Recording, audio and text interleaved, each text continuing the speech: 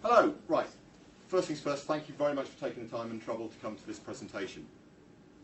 My name's Gregory, erstwhile editor of Hi-Fi Plus magazine, and I mention that mainly because some of you will have seen presentations very similar to this done by the magazine. This is not courtesy of Hi-Fi Plus. This is actually a presentation that's brought to you by a cooperative venture between 3 manufacturers, and that's pertinent to the story. So we'll get to that. What we're actually going to show you today is the sonic differences that we can make to the performance of a CD player, and we've got this Moon Andromeda CD player here. And we're going to show you the sonic effects of a mains chord and a support platform and the quantum power purifier that's underneath there. But what we're also going to do is show you how those differences, those audible differences, can be reflected in the measured performance of the player. Now, it's a long and it's a complicated tale, and we'll get through it. But what we're going to do to start with is we're going to play you a track, and we're going to play you it with the standard mains lead plugged into this, and then we're just going to change the power chord to show you the kind of differences that we're actually talking about here. One other thing. Everything we're going to show you is on a CD player.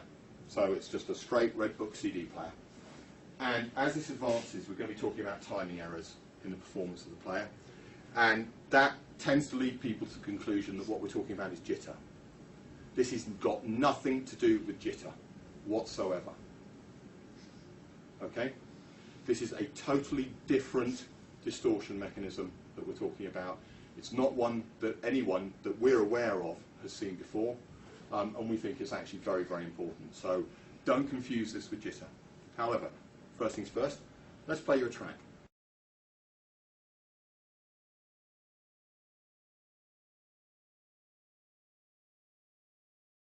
Okay, so basically what we were going to show you here is what this player sounds like with its standard power chord, and then we're just going to change the power chord to a Valhalla power chord. You'll hear a readily audible improvement in the sound quality. You're going to hear the voice become more natural. You're going to hear a much greater sense of space behind it. There's this nasty little sort of scratchy thing going on over here, which resolves itself into a hi-hat, and it actually starts to mark out the time. The bass, when it starts, rather than just bottoming out the woofers, actually becomes tighter and much more motive. You can still play it. I mean, discounting that section where the drum comes in. What I don't want to do is trash the speakers. Well, before the drum comes in, there's still a lot of information. You could play it. We could, but let's just run with what we got. Well, you can't hear. Do you know Lars? Can't hear the difference when it's. Do you know Lars? What? Do you know Lars? He likes to play loud. If we trash 2 of his pairs of speakers, I'm mincemeat. So, anyway. Most of us have done these tests at home. Yeah, so, look. The point here is this. You can hear a difference in the power cable. Where the reason we chose this track is because last year we were doing a demonstration here where we had 3 identical sets of electronics plugged into alternately a single set of speakers, and we were showing people how big the differences were just in the racks and the cables that were hooked up to the equipment. And the difference between, if you like, the bottom system and the top one was vast. I mean, huge. And I'm sat there at the end of the day, and I'm talking to Steve Elford here from Vertex AQ, who supplied the cables and some of the supports for that demonstration. And I said to him, I can't believe that differences this big are not measurable. This is crazy. They're massive. How can we not measure this? We couldn't. Steve wears 2 hats. As well as Vertex AQ, the audio company, he's also Vertex Military Consulting. He's an ex-RAF technical officer, and he consults with the MOD on projects. And in the course of one of those projects, he met a guy called Gareth Humphreys-Jones, Dr.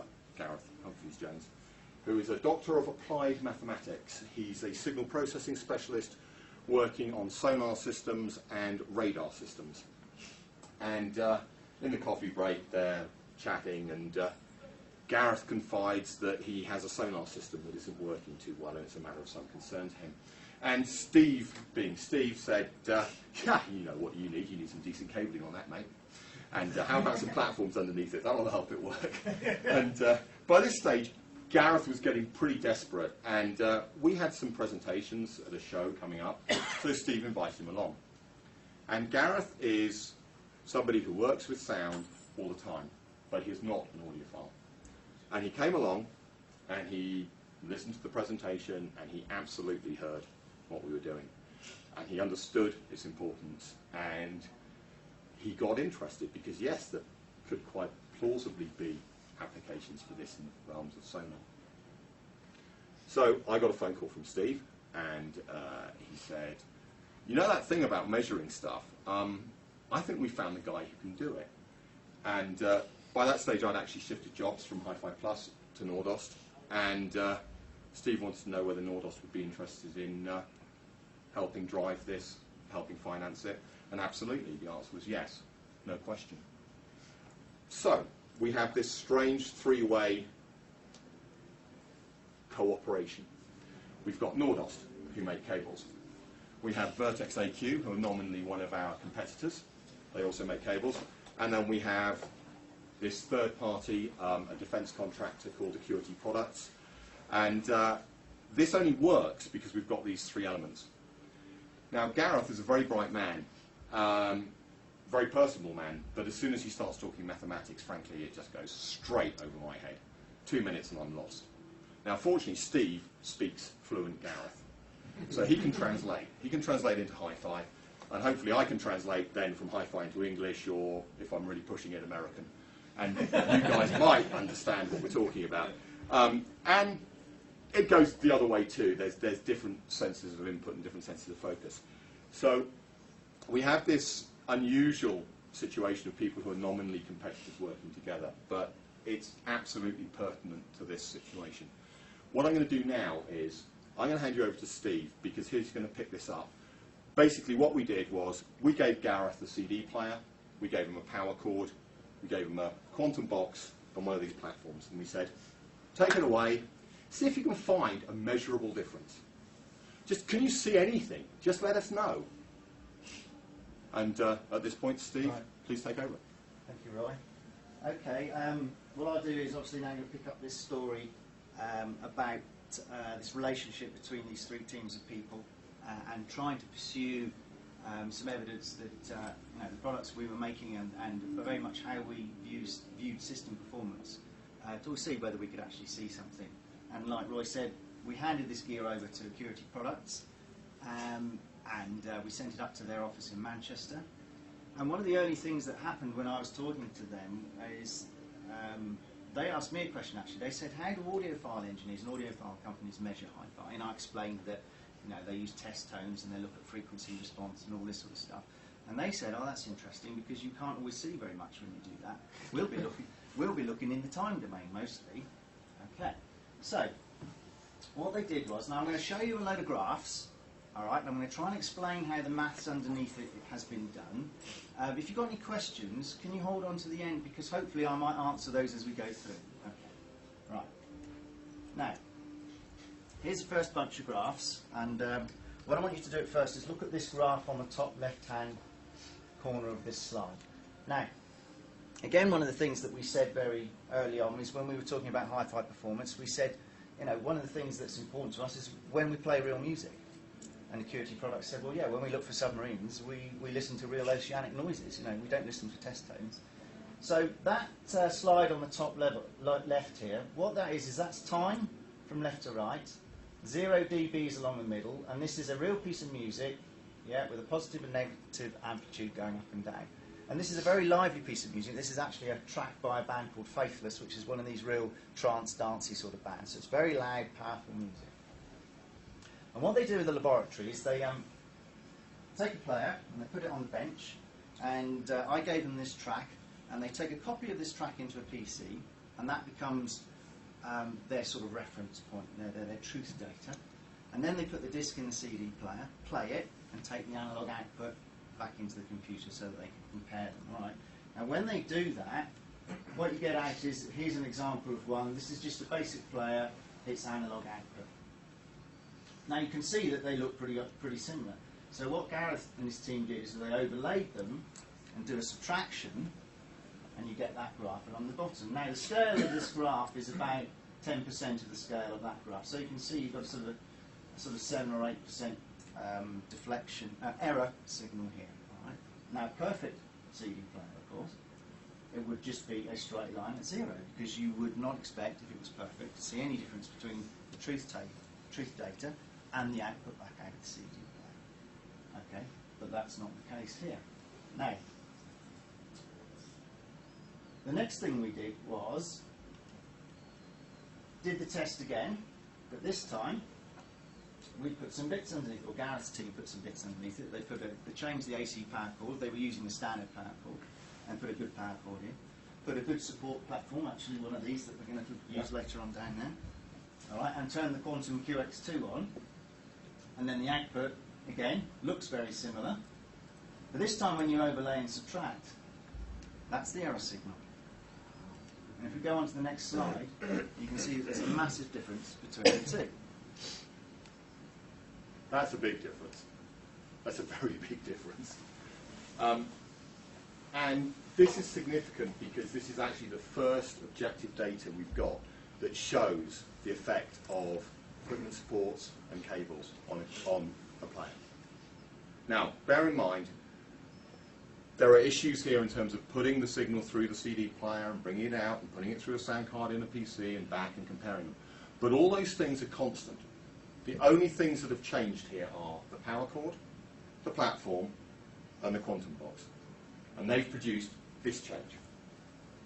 And that is approximately a 55–56% reduction in error, gross error. All right. Sorry, is this just However, an amplitude error? This is just an amplitude error Over time. So, over time. problem is, whilst we can see a difference, we don't know what the difference is. And actually, we don't know how relevant it is. It could be completely irrelevant. So we've got to look a bit deeper. Yeah, and that was a very important thing that we were doing here, because keeping it relevant and being able to relate it to the sonic performances that we could hear with our own products, and that in fact, you know, the whole audiophile industry, I think, can hear, was very much what we were pursuing. And every time we got results out of Acuity, we'd then try and ask them to look at it at a different angle again and see what other things we could see. Now, one of the things that was interesting with this is, when we tried to look at, or Acuity started and they were speaking to me, we were looking at the relationship between the WAV file, okay, which is that slide up on there. This is exactly the same piece of energetic music, and we were trying to work out a relationship between that piece of music and the error file. And what became apparent quite quickly is that if you looked at the peaks, they don't relate to the peaks on the error file. What they do relate to, and I've done a little drawing here so you can see what we're looking at, they created an algorithm that went along and measured the gradient, or the slope of the curve, at various points in time. And what they saw here, that there is very much a correlation between the gradient of the music, the WAV file, and where the gradient is steep, that relates to a peak in the error, and where the error isn't very much, there's very clearly far less steep slope at that point in time on the music. Now again, that started to make some sort of sense to our listening experience, going, hang on a minute, and this is interesting. So these errors are actually increasing when the music has got a great rate of change, so you've got a great dynamic range, and it's particularly a lot of treble content, because the gradient is steep. And then I spoke to Roy, and he said that sort of... Well, it absolutely correlates with what we hear. Absolutely correlates with his listening. If you want, if you want to stress a system, if you want to find out whether a system's good, you don't play girl and guitar. You play some big orchestral piece or whatever. And when you do that, the whole thing collapses on you if it's a badly set up system. And one of the great things about a good set up system is that it holds together when you get big orchestral tutis. So this mirrors our listening experience exactly. Okay. So that was another sort of clue. That started to make more sense again to what our products were doing, how we heard them affecting systems. But we carried on. We wanted to look more. One of the other things that I started to explain to Gareth, bear in mind that Gareth and his team were not audiophiles. They've had very little experience in the audiophile world at all. In fact, none before they met us. And another thing I was trying to describe to these guys was how system performance changes when a system's good or when it's bad. An example I used for this was, a delicate tone, like a percussive tone, like a finger bow or something, when a lot of other stuff is going on in the recording. and how a bad system would sort of lose that detail, or if you perceived it, it would be rough, it wouldn't be very clear where it was, the tonal content wouldn't be very clear. So the guy said, oh, that's interesting, we can do something else as well, because we can look in the frequency domain, they said, and what we've done is we've created what we nicknamed the ting.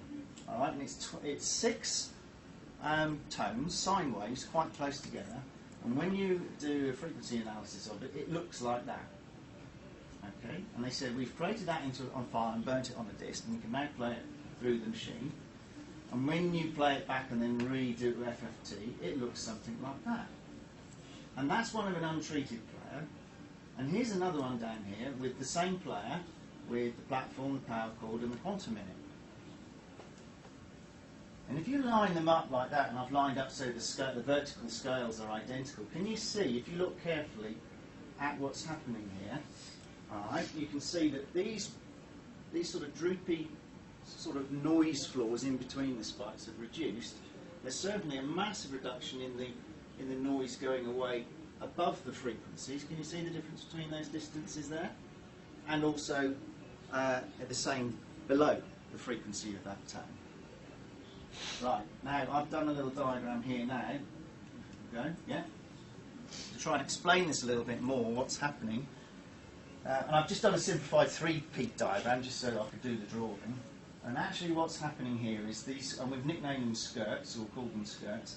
There is a reduction in the level of skirt noise, and there's also, though, a small but very measurable and repeatable increase in the amplitude of the actual signals that should be there.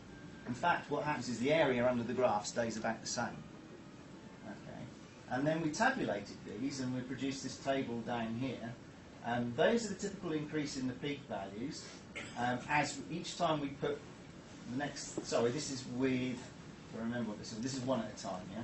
So this is the player on the platform, the player with the power cord, the player with the quantum, and this is the player with everything. Yeah, that's correct. Now, one of the things, again, that was interesting as well was this reduction in the noise below the group and above the group, but particularly this figure stood out to us, because when you get all of the stuff in there, there is a significant -5 dB drop in this distortion above that tonal shape. And this is also interesting to me, again, because this is one of the first times I've ever seen a graphical representation, so measurements, that actually reflect what I'm hearing. And had we been able to actually play you the Joe Cocker track, this would reflect exactly what you'd heard.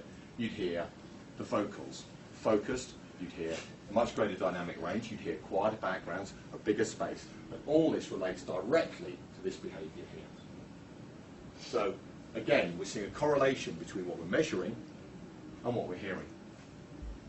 Okay, right. And so that was another piece of the jigsaw in terms of another way of looking at the issues that we could hear and we were starting to be able to measure and see the changes when we made the changes around the CD player. But the next thing we did was we went back to the time domain because we're still trying to track down, really what is actually going on with these changes. And I've done a series of drawings here now, and I'll talk you through these so that you can understand what we get to afterwards. Right. In this first drawing, number 1, I've drawn a representative little piece of that music. It's actually about 12 samples long. And remember, this is Red Book CD, so it's 22 microseconds in between each sample. And it literally, if you can see, the sort of line steps down. And what I've done is I've represented quite a steep drop here, right, a little bit of a shape to it there, then a shallower gradient here, and then it steepens right up again as it climbs away. All right, so just representative of a snippet of music. When you put the disc in the player and play the player and it comes back, the first obvious thing is there's a timed delay. The player takes a finite amount of time to play. So when you first get the input back into the player, all right, it's off to the right by a certain amount of time.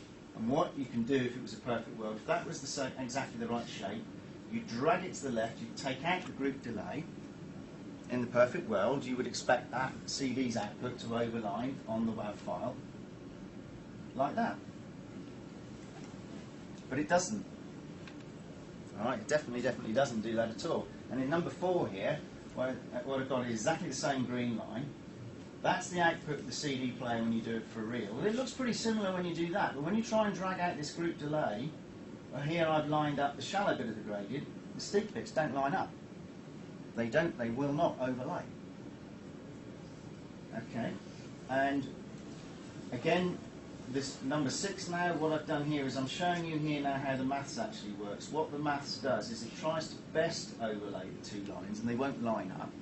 All right, and what happens is in some places, like here, you find that the actual red line lags where it should be, and in other places, like down here, it leads. Okay, and there's an algorithm now that goes through and measures these two curves, and measures the lag and the lead as a time. All right, in microseconds, and it whizzes through the track and goes all the way through and measures these time errors. All right, and I'm telling you that now so that you can see what that is. Now we've nicknamed that a fuzzy. Okay, and I'll explain what it is. It's time along this axis here. Okay, so as the track progresses, that's time from left to right.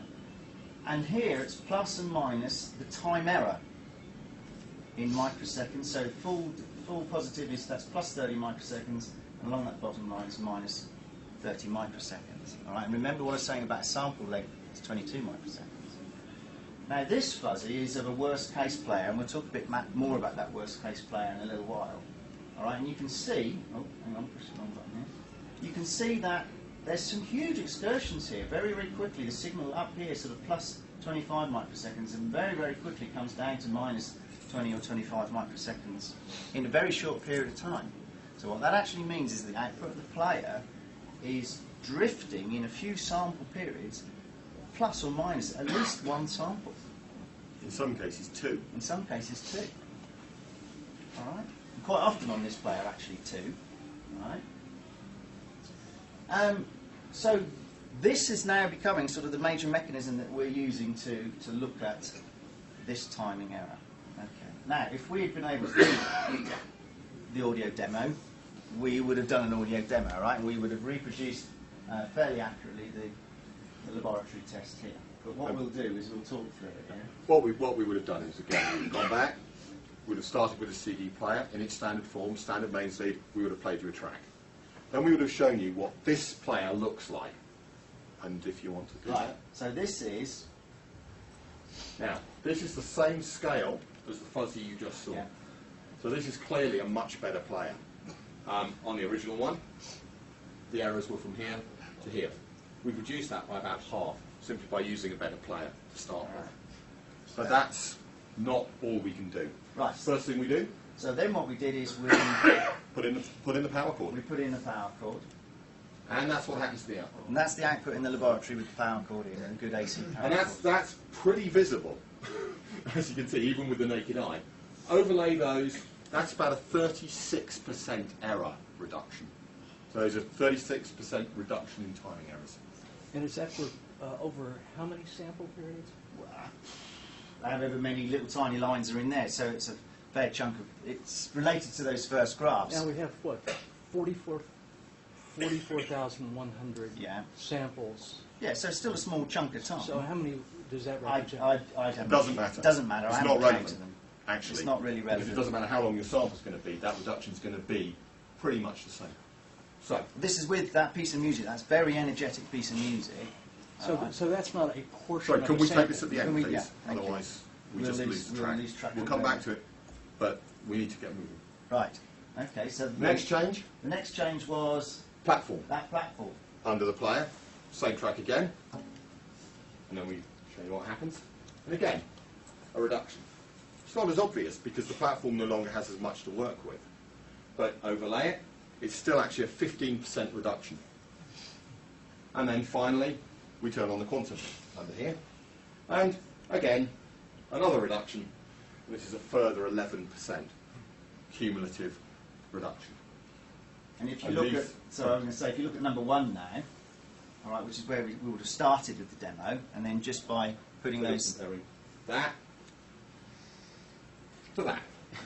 all right, and then what I did is I tabulated these in a table just so we could see what we were looking at, and overall there's about a 52% reduction in that time variance error by using that process as we put those 3 components around that CD player. All right, But what we can also do is we can actually look at the distribution of the errors. And if you look across these columns, you'll see that they're not evenly distributed with frequency. So at 1 kilohertz, the raw player has about a 1.5 degree phase error. Because they're timing errors, we can express them in terms of phase angle. 5 kilohertz, 7.3 degrees. 10 kilohertz, 14.6. 20 kilohertz, nearly 30 degree phase error. So the problem here is very simple. If you imagine, sorry, I'll try not to kick the speaker over. If you imagine a recording and a guy with a drum kit, and he hits the bass drum and the snare drum and the hi-hat simultaneously. Those will all go onto the tape at the same time, exactly in line time-wise.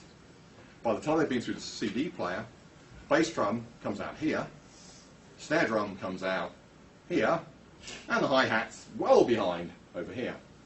So we're actually altering the pattern of notes in the performance. We're altering the relationship between the notes played by the performers and where they've placed those notes relative to each other. That's why this is quite so destructive.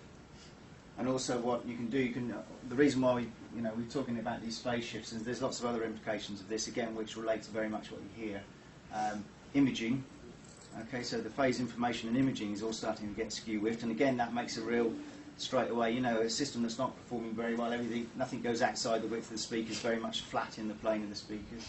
The other thing is, of course, is harmonic content of anything. If you imagine that a complex tone might have components of all of those frequencies in it at any one instant in time, but they're no longer all sitting where they should be. They're sort of getting all sort of stretched away from each other. All the harmonics just smear. All right, so the tonality that your brain is expecting to hear with the tone of a good musical instrument is now sounding less realistic.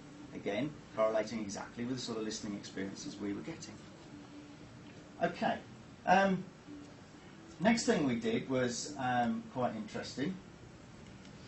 Is we looked at some different players, and this started to tell us quite a novel story. One of the main players we used, we couldn't get it over from the UK. In fact, it is in the States. It's locked up in customs at the moment. Was a DCS Puccini, quite an expensive player.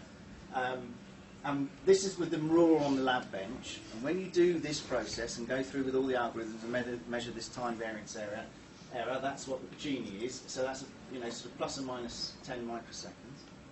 And can we just point out that's actually the best case here? Yeah. So the measurements we've been showing you are from the best case player. We haven't been showing you worst case. Okay. But the other two are very interesting. This starts to raise sort of big questions about how we look at machines and how they might perform. This is a $200, so probably a $300 cheap, mass-produced Japanese player. And this one on the left is an older £4,000 UK-built player, which actually was the one that measured by far the worst. At least twice as bad with that time variance as the Puccini. And the interesting thing here is that you look at this older player, and it's got all the audiophile hallmarks. It's got this nice, heavy chassis. It's very compact. It's got very high-tech electronics in it, and it sounds terrible, and it measures terribly. And this little £250 player with its basic electronics and its folded tin box actually measures and sounds significantly better. And what that does is it calls into question some of our assumptions about what goes into a good product. And we'll come back to that later. Okay. For some reason, this doesn't really want to go. Right. We gathered all this information, and this has been checked very many times, by the way. This isn't like a one-off in a lab. They've repeated all these experiments. What I should say is that this company, Acuity, as a defence company, they were very, very rigorous, making sure that this was these outputs were good. You don't want to risk their reputation getting it wrong. And then a few weeks ago, Gareth phoned me up. He said, "Steve, have you checked your emails? I've just sent you another graph." He said, "I think I've done something quite interesting this time." He said again. And I opened it up, and it was that. And he said, "Right, what do you notice about this?" I said, "Well, there's a blue line and there's a red line." He said, "Yes." He said, so I said, "Is the blue line the fuzzy of the player without all the accessories?" And I said, "The red line is the fuzzy of the player with accessories." And he said, "Yes." And I said, "You've expanded the time right into bit to bit to bit." He said, "Yes." So that's what that is. Again, this is 0 along the middle, all right, and it's plus 10, 20, minus 10, 20 microseconds. And it's a close-up of those two fuzzies. And he said, well, what else do you notice? I said, well, okay. And I said, there's some big peaks going along here. And I said, there's sort of, although the red one's reduced in amplitude with this timing error, as I said, they sort of follow the pattern of the blue one. And he said, yeah. He said, that should never happen. He said, all the normal laws of physics, he said, with noise and jitter and all this, he said, it would be random. He said, I would never be able to line them. They wouldn't line up.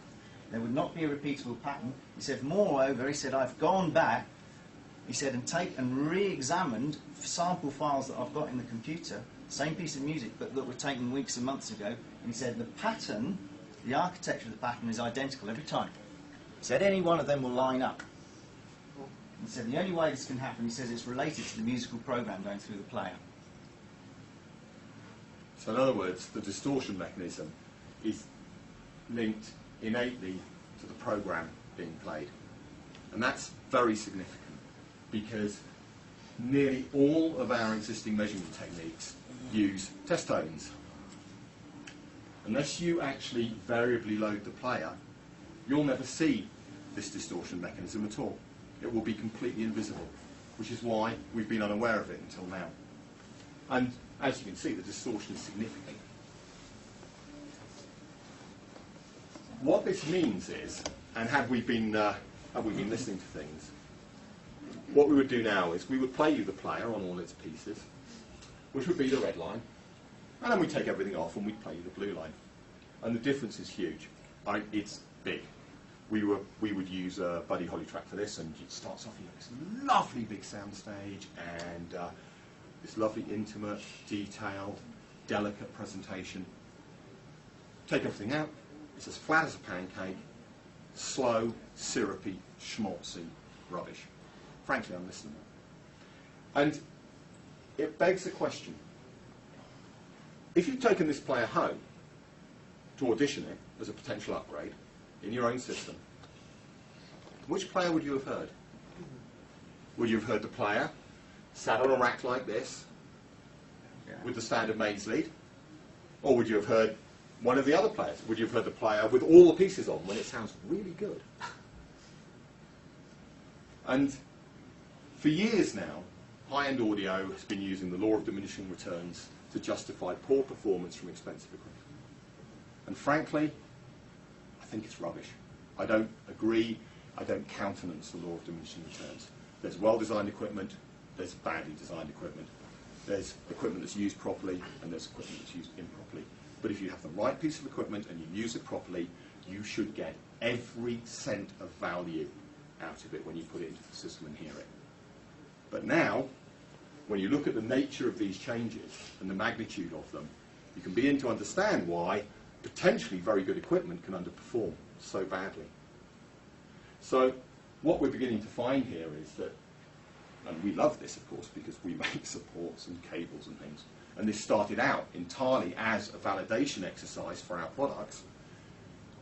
How do you judge this player if you can't hear what it's doing? And you can't hear what it's doing unless you've sorted out the mains and the signal cabling and the platforms it's sat on.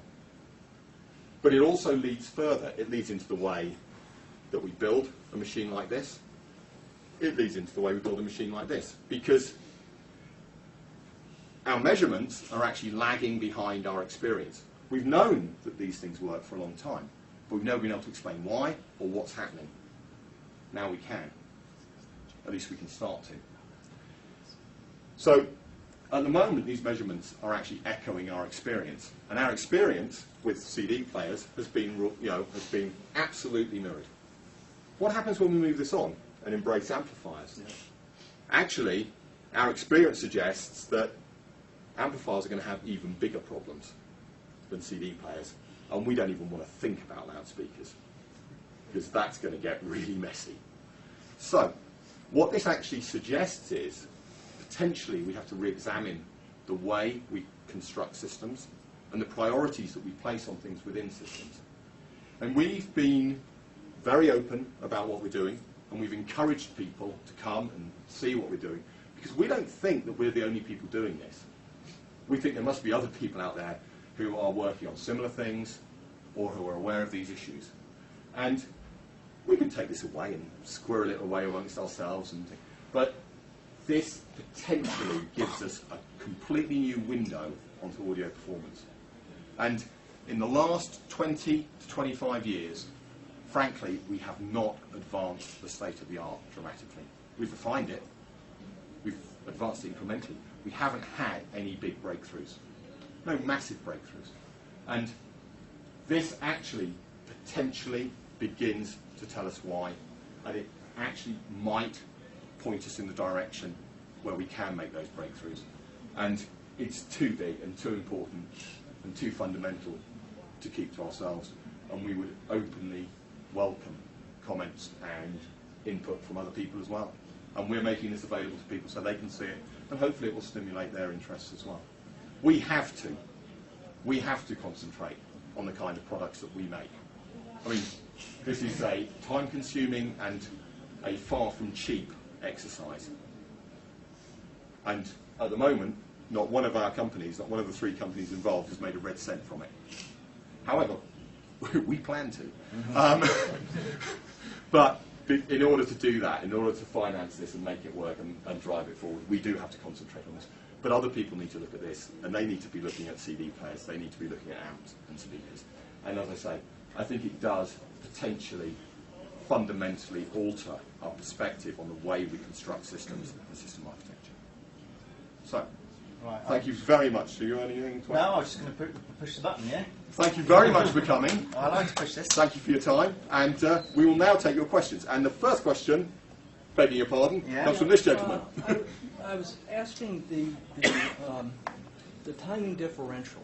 Mm-hmm. Yeah. It looked like the graph you were showing a difference between 2 samples out of 44,100. And are you saying that our audio acuity resolves that deeply? What we're saying is that the distortion mechanism operates on a sample-to-sample basis, and therefore, whether you've got 100 samples or 1,000 samples or 10,000 samples, that distortion mechanism is still going to be operating in there. But it's within the two-sample range. But in order to understand how it works, you need to actually examine it on a sample-by-sample basis. Now, can you hear those distortions? Yeah. With a system that works, absolutely, yes, you can. Also, one of the things on talking about time duration, there's been a lot of research done recently. It's been written about in some of the UK press, that research actually in the States is now proving that people can hear down to about 4 or 5 microseconds. They can hear changes at that. And bear in mind, this is a hunting machine in here, and we all know when we sit at home and listen to our own hi-fi and get it, really, really working well, you can hear the tiniest of differences. You can hear tiny phase change angles. So submarine guys reckon that a good human listener can hear an angular change of 1 degree. So bear in mind that these timing errors relate to phase errors, as one example. Okay, so I very, very much, this stands out like a dog's hind leg to me, in my sense of listening.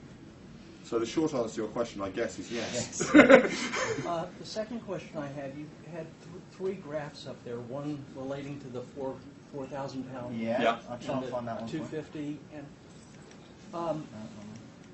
Okay. That one. Yeah, that one. Yeah. Is that graph showing you the difference that the stand and power conditioning No, it's not. affects? No. What this is, In this other is words, just affects the expensive one less. No. What this is just 3 different machines. This is just examples of 3 machines, literally in this situation, sat on a table with a standard power cord. Haven't done anything to them at all. Okay. All we're doing is looking at their performance in terms of their timing errors, because we think it's illustrative of the differences in performance level between machines. And you would expect the Puccini to sound very much better than a 250-pound Japanese player. And So yes, those graphs don't show you the effect of the sound isolation or No, Well, that's not what they're the about. graphs later on. Sorry. that's what I wanted to. I was trying to follow the Yeah. Okay. Right. Sorry. But Right. if you did, Next question. well, if you did, Sorry, could put a you, platform speak under up? yes, if you did put a platform under the Japanese player, the older UK built player, and also the power chord and things, would those improve quite a bit, or have you Yes, they tried would. it? Of course they would. But what's more interesting potentially is how big would the improvement in this be Right. if you put the platform and the power cord, etc., under it? And Yeah, how would it it's- relate to that? Now that's- that's a very interesting question, which we haven't answered just yet. But This is a work in progress, but yes, we will be getting there. Identified that there is a difference, but you haven't identified what causes the difference. But That- even It varies. even beyond that, if you had just given us a graph of all three players with all the tweaks, this exact same tweaks, then we could see Yes, you could. is the tweak making The other question. everything the same? Well, the other question we get asked is which of the three things is the most important? That's right. Right. And the answer is it varies. It'll depend, because you don't understand the root cause. We don't know. You don't have All the this correlation. is a window. Yeah, It's a It's tool. a measurement tool. and- Exactly. And that's fine. Yeah. Yeah. And hopefully it'll be pulling it apart, which we Yeah, need to absolutely. like. Our research now with our own Right. products Okay. and all the mechanisms. So your question, So sir? initially, what turned you on to this was the rate of change of the signal was making the difference that you're looking for, right? There was a gradient.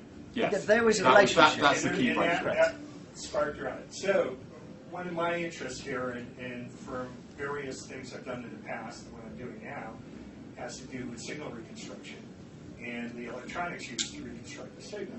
So obviously, you want to look at things in a time domain because that's what we're listening at. And things have to have the right slew rate, they have to have the right settling time, they have to be faster because they're going to lend artifacts in there. So normal music, normally you go 20 kilohertz, you look at a 20 kilohertz sine wave, do the derivative, figure out, depending upon the amplitude, how fast the gradient you're looking I'm sure at. there is a So question what's in here somewhere. What's your upper rate, or have you looked at what is for dynamic music, what's the upper rate of signal change, the gradient, and can you devise a test signal that allows you to do that so you're not locked into program material, and then you can start. With all of these things, yeah, I mean, you're absolutely right. All these things could be done, and we probably will look at them. Where we are with this presentation last week in London and this week here is how far we've got so far. And bear in mind, the primary aim here was, could we see these changes by changing these ancillaries? The question about slew rates at the maximum frequencies, or doing what you so were asking about, have we done all these three players with all the bits of gear? We haven't done all of that yet because we're resource limited. It's simple as that. But we'll take it all on board. Absolutely. All those things are questions that we need to answer from a commercial That's why basis. right, Yeah. 'cause you I mean, there said are, you in wanna fact. share with that, Yeah, absolutely. feedback from us, but Yeah, I'd yeah, also yeah. like to participate. Yeah, I absolutely. mean, as I pointed out, so far all we've worked with is Red Book CD. We haven't worked with high-res digital sources. SACD presents a whole different set of problems because it's a one-bit system. I mean, analog. We've already had people say, "When are you going to be looking at analog players?" That's going to be an interesting problem. But yes, absolutely. But this is how far we've got now. So, and to answer the actual question was what turned us onto this was we just got fed up with being called shysters and schmucks for making cables that cost a lot of money and didn't do anything. So we really wanted to show people that was Does it good. have anything to do with the recent lawsuit over there about true what you advertised? Well, it was not what we advertised, clearly. It's near review, kind of. It was actually, yes, it was Ross Andrews. Not directly, but yes, I think that is part of the, if you like, the background. Sorry, sir, yes. Yes, Roy, last year when I was here, you did a very good presentation of showing how those bits and pieces created an emotional difference. And I think that's the end point. In medicine, we talk about how many people are actually going to live when you make a change. And that's this, our brains, how do we move ourselves from the analytical appreciation into the emotional appreciation? And are you finding that you're able to, this measurement is sort of correlating to that tying into the emotional? I wouldn't want to try and put numbers on that. But clearly, what's actually happening here is that your brain is being asked to work a lot less hard when it comes to reconstructing the original performance. And it's as simple as that. It seems this data could relate also to measuring resistors and capacitors. And Oh yeah, yeah. I mean, conceptually, this is simple sum and difference. Yeah. The clever bit is the maths. So, sorry, this gentleman's been waiting quite a while. Just for simplicity, just to concentrate on the power cord. If I worked for Nordost and saw these graphs, I would immediately have this question. What is it in our power cords that is contributing to this, as opposed to the standard power cord? Absolutely. And then let's maximize it. Yep. I assume they've asked that question. Have you begun to answer that question? The other question, of course, is how do our different power cords relate to each other? Yes. Right. So, for instance, we have an Odin power cord down here, which is vastly expensive. We have, lying around this place, Major's power cords, which are comparatively affordable. We're just taking the one that's used in this particular performance. We have ideas as to what those things are, and clearly we're not particularly keen to share them. However, what's interesting is that we do have results from two completely different approaches. So, Steve makes cables, Nordost makes cables, and Steve makes some very, very good power cables. And his approach is totally different to ours. One of the major and things, they both work. Yeah, one of the major things we're finding here is a very, very sort of core truth here that products that our customers and Nordost customers like, because they say this is making an improvement to performance. When you get down to the maths, the improvement into the performance seems to be this timing error. So there's a general mechanism that breaks down the fidelity of the whole process as it goes through a player. Now, to answer one question a little bit, if I may, Yeah, I can please. talk about a platform. I'm happy to tell you a little bit about that, all right, because it's microphoning. And I think probably most people have experimented with supports, whether it's Vertex or Still Points or Symposium or all the big racks and all the rest of it, okay? So what we do is, one of the things that we're getting close to this mechanism that's causing this timing errors is that components are microphonic. And remember, we're talking about the music signal going through. They're self-microphonic as the signal's going through. So when you use a decent platform like that one and drain the acoustics away, you reduce this Can I timing just error. hold that just for a second? Mine, It's heavy. But the resonance is a two-way street, Well, right? yeah, it's on soft feet underneath as well. Yeah. Right? I mean, one of the things that we do as an industry is we talk about isolating equipment. And actually, what we're discovering here is that consistently the most effective platforms are the ones that drain energy out of the equipment. And the most damaging energy is actually the energy that's generated in here by the passage of electrical energy itself. Yeah. The processing of the signal, the power supplies, the transport mechanism, so on and so on and so on. And also, it will pick up vibration. But the point is, I don't want to go too long. If anybody wants a bit more afterwards, I can do that. But it's about, that's one of the, you asked the question about what are the mechanisms. That's one of them. There's various other mechanisms with leads, and we're going to start looking in a lot more detail. But I mean, to give you an idea, we could do this demonstration very happily with all of Steve's products. We could do it with Nordost products and Still Points. We could do it with Crystal Cable and Finiti Elemente. Because all of these products actually have the basic coherence of approach and functionality that we're discovering is important. So, next question. Same question. Oh, Okay. okay. Any Anything more? else? There'll be an easy home testing kit, won't there? Well, I mean, ironically, this is potentially, and no promises here, but potentially yes, because this is essentially a software solution. And if you've got the software and you've got a commercially available data capture set up, absolutely. There should be no problem. Now, the question is, of course, how much people need to pay for it. But, yes, absolutely, potentially you could do that, no problem. Have you ever found where this didn't correlate to what you're hearing? Is there Not any yet. kind of Not yet. Not yet. No. Now, that doesn't mean we won't. And somewhere along the line here, someone's going to say something to us, or in fact more likely to Gareth, and he's going to go, why didn't I think of that? And, no one is pretending that this is the whole story or this is providing answers. But what it does do is ask some very, very interesting questions. I think guys that are in the industry probably could give you more information if there was more information to go about here. Like if you tested amplifiers too. Yeah. Yeah. It was eliminated the playback of digital CD, this got rid is- of the mechanisms, and we saw more information. I think we would just Absolutely. inherently know. We're going to look at all of that. This is a 40-minute presentation. It's pretty red top. I mean, we're trying to make it. You just started. Yeah. I know. Well, and we're trying to make it understandable to everybody.